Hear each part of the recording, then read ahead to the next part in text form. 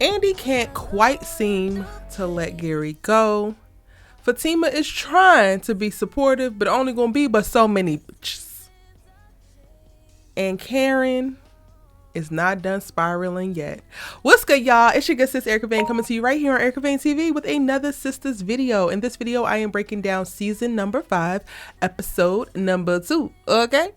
And in this video, I'm going to deep dive into this episode. If you are new here, hit that subscribe button, turn on your bell notification so that you don't miss out on any of my sisters content, because I'm coming to you with daily videos breaking down everything that you need to know about one of my favorite series and yours. So hit the subscribe button. I'm your good sis, you know, to talk TV with. Now, let's just go ahead and get into it. I'm going to start off with Andi because I'm tired. I don't know how many times I have to say it. I have been saying it, but I am tired. She went into this mode in episode 1 where she so clearly articulated her gripes, so clearly articulated that she was done, in one of the most beautiful breakup conversations, healthy breakup conversations that we have seen happen in this series, period. Like across seasons in the series, period. Only to arrive at this episode and backtrack on half of all of what she said.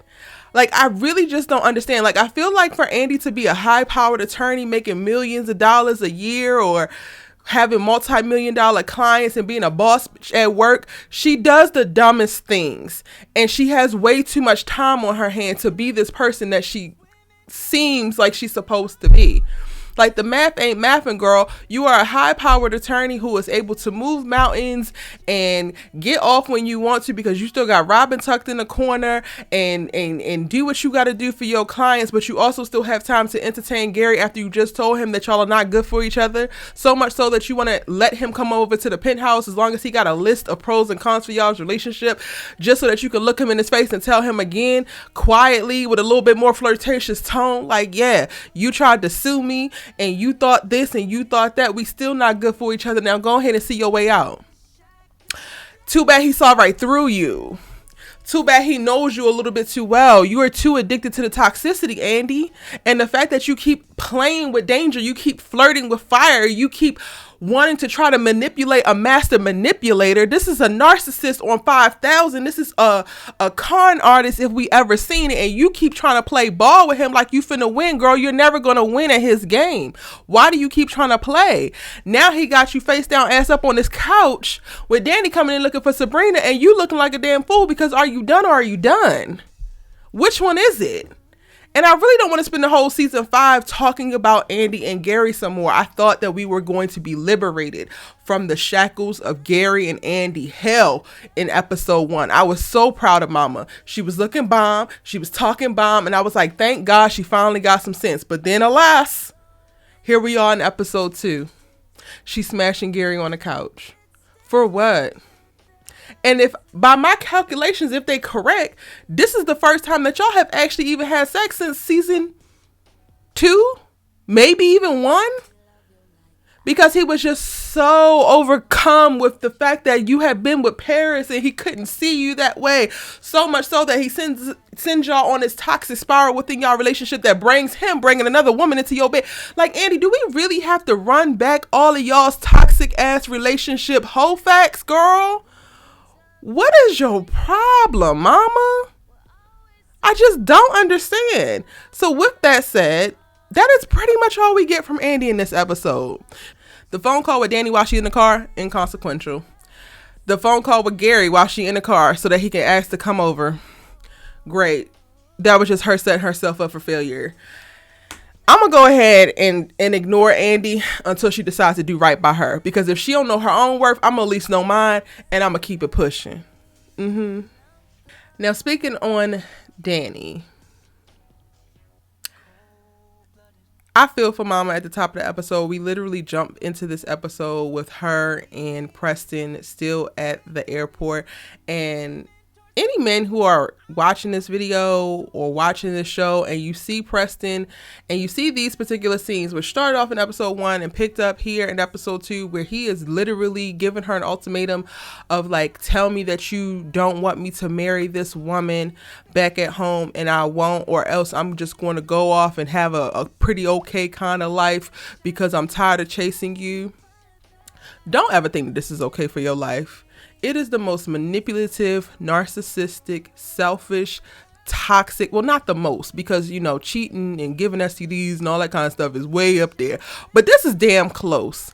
I have not lost respect for a character faster than what I have done with Preston in him delivering this ridiculous ass ultimatum and then sticking with it.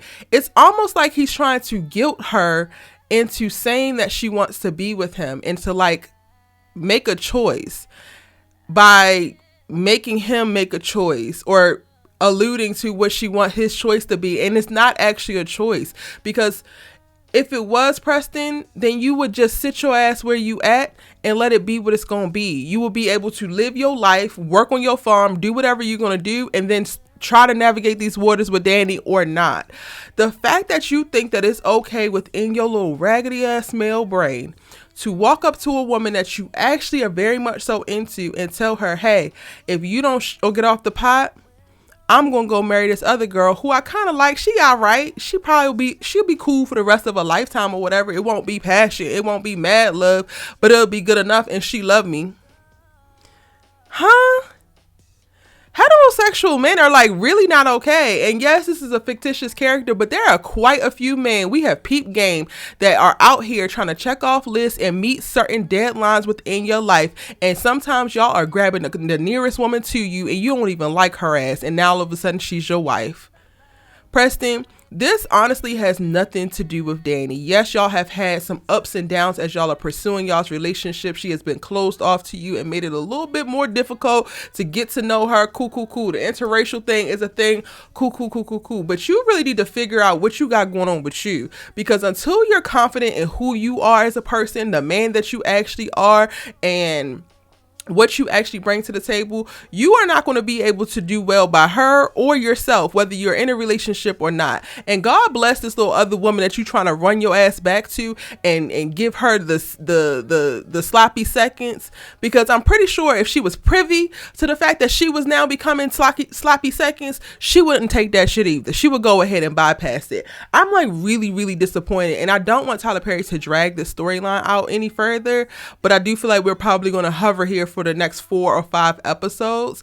And watching Danni get so emotional really started to break my heart, because aside from like, yes, she has been a little bit closed off and she wanted Preston to go figure out how to date black women outside of her and do the work, and that was a little bit like, all right girl, like can we throw him a bone or something?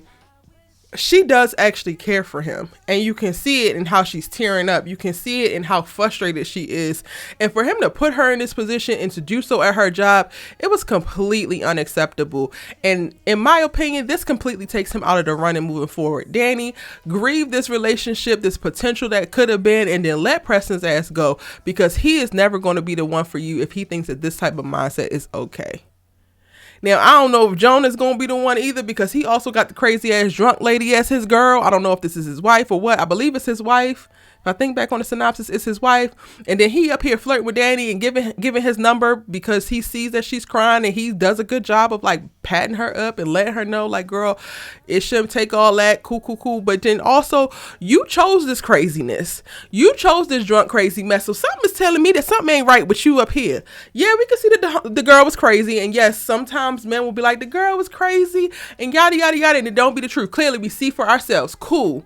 But something ain't right with your ass, because you also chose this woman. And you also are out here trying to pacify the situation, the relationship, and just go along to get along. So I think that you're going to be a red flag as well. Now, I do have the synopsis and character descriptions for Sistas Season 5 on ericavane.com. I don't want to jump too far ahead in this video and spoil too much for you, but Jonah has some with him. He's not just a nice little cute guy with a smile, as we keep seeing in the Sistas universe. Tyler Perry, can you send us some more errands that are not too pushy, please? Now, let's talk about the meat and potatoes of this episode, because the stuff that really mattered about the episode, for the most part, it was kind of giving filler, aside from the little beats that we get by way of Karen, Aaron, and Zach. We have no idea who actually called Aaron. I did start to think that maybe Fatima or Zach wound up calling, because Fatima makes a point of saying like, yo, won't you call Aaron? If you don't want to go down there, won't you call Aaron and give him a heads up? And I felt like Fatima was doing it from a very genuine place. Like, If it's one thing that Fatima's going to do, she's going to attempt to take the high road. She's going to attempt to be mature. And I do think that she actually cares about Karen, regardless of how their interactions have been in the past, just because she sees so much of herself in the Karen that we see today. And I love that about her. But I also agree, she's not going to be but so many more B's, Karen. Like, not too much on Fatima, girl. I get that you're emotional. I get that you're resentful. I get that you're jealous, but then also not too much. We're going to have to calm it down now. We are so pregnant. The stress is actually compromising the baby's health and your health. You're bleeding inexplicably, girl. Let's pull it back. It's time for us to go through and release. We done gone through the 7 stages of grief. You done tore up stuff. You done cussed people out. You done acted a monkey fool, and I was here for you the entire time. And now let's start to reel it in, baby. Now let's start to figure out what our life looks like moving forward. Now let's start to really sit in our feelings, address how we feel. And if you missed it, I did an episode, I believe it's episode 6 synopsis, either episode 5 or episode 6 synopsis breakdown, where I break down exactly what I hope Karen says, because she's going to have a very great heart-to-heart conversation with both Zach and Aaron at the same time in the room.